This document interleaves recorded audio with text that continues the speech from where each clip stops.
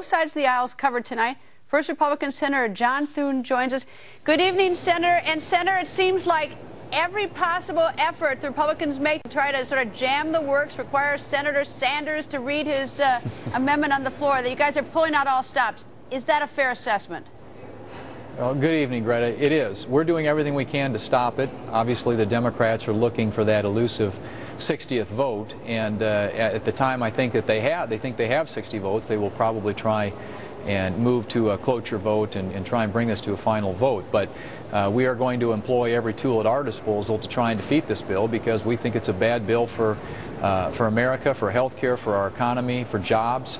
And so we're doubling down our efforts to make sure that we try and stop it, at least to allow a break over the Christmas holiday for people to get home and hear from their constituents. We think the more people, more members of Congress and more of our Senate colleagues here hear from their constituents back in their states, that it may shape their views with respect to how they vote on the final bill.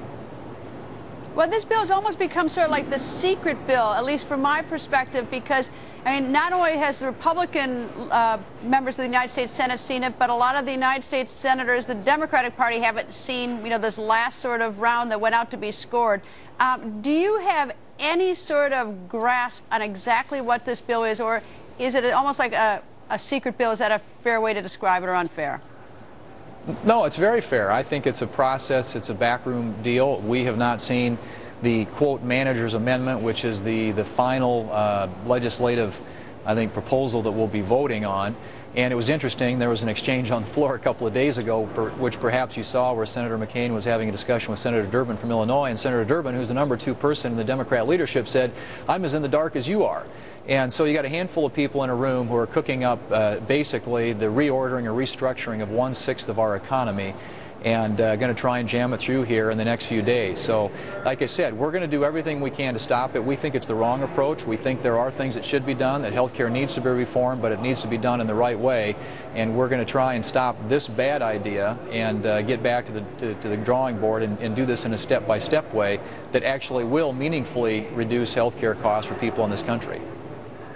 All right, talk about health care costs. Yesterday, Senator Bill Nelson of Florida, a Democrat, introduced a bill to allow for medications from approved countries to come into this country to basically compete on the prices. Did you vote for that or against that? I voted for that. I've voted for it in the past, and I think it makes sense. And I think it is something that actually would lower the cost of medications and lower health care costs. But the basic core elements of this bill, Greta, remain the same, and it's Medicare cuts, it's tax increases, and it's premium increases. And even though there are some things that we're trying to do to improve upon it, those core features of the bill have not changed, and that's why it needs to be defeated. You've got all the experts saying that it's going to raise health care costs in this country, the Congressional Budget Office, the actuary at the Center for Medicare Services. You've got all the small business organizations coming out against it because they know it's going to kill jobs. This is a bad bill, and it needs to be stopped, and we need to start over. All right, so how do you peel off another Democrat, or how do you peel off a Democrat to go your way, or what's the next thing you do to sort of pull out the stops to prevent this from going forward? What's the Republican Party strategy?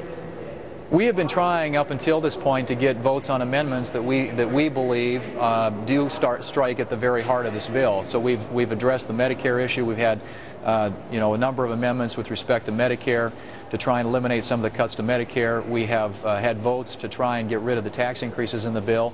We think it's to get hopefully some people on the record, Democrats who might be persuaded to be with us in the end if they're willing to vote against some of the core elements of the bill. Now it looks like all bets are off. I think that Senator Reid is essentially sort of shutting down the amendment process, and at some point we expect him to file cloture and try to move to a final vote. Our hope is that there will be enough pressure coming from constituents back in these states, and Nebraska is a good example with Senator Ben Nelson of one where that might make a difference, because I think right now the only thing that stands between us and government-run health care is the American people. Senator, thank you, sir. Thanks, Greta. Good to be